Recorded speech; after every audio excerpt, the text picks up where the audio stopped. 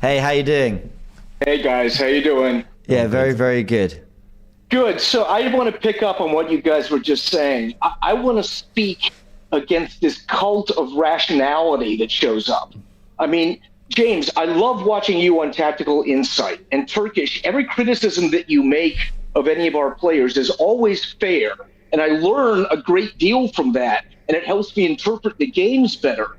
But like, at some point, it doesn't matter if we think of the players just as commodities, just as like a bundle of metrics that you load into a FIFA 24 avatar.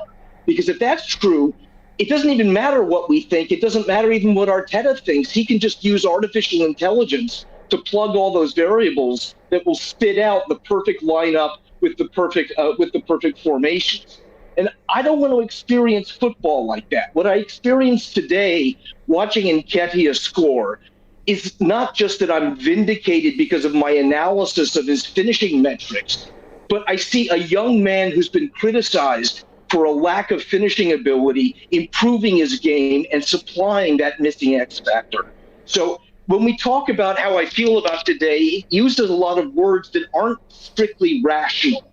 Things like pride and belief and trust and redemption show up. And I don't see that as a satellite issue. I see that as the very core of the football experience and football culture. That's fair. I think you make some totally fair points. I agree with all that. I agree with all of that. I think what I'd say is that kind of raw passion and love for the game is shown on. I think sometimes what gets forgotten a little bit here is this isn't our first time talking about it. I think sometimes the full-time show is seen as, right, we're live and now we're going to give our reaction. Our reaction is there on the watch-along. Everyone can see how we reacted to the Eddie goals. I didn't sit there and see Eddie slapping a hat-trick and go, yeah, but should he start against Newcastle though?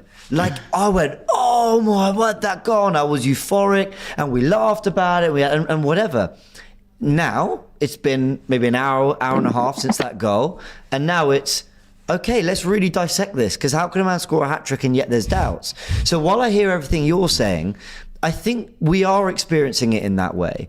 It's just not like, there's just wider conversations around it too. Do you get what I mean? Yeah, I agree. And look, if Jesus were fit, I wouldn't necessarily start Eddie over him in the next match against Newcastle. Sure.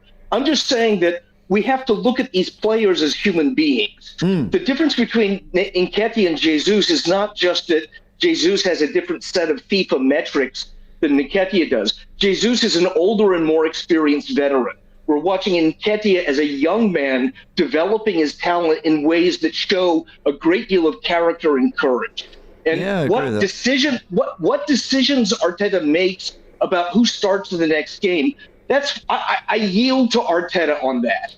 I'm just saying, as a fan, I'm happy and proud today because I see a young man doing something with his life that makes me feel good as someone that supports it. That's all.